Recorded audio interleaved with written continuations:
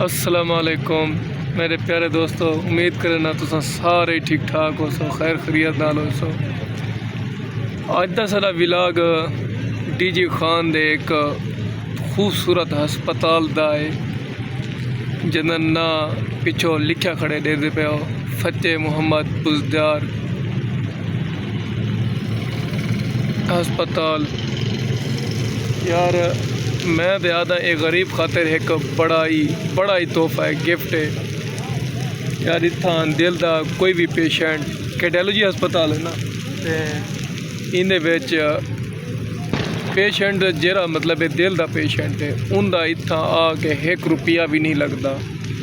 Emergency की आओ, अगर तुस अपना चैकअप करवाना हो OPD है पी, उत्थां आके तुस अपना चैकअप भी करवा सकते हो।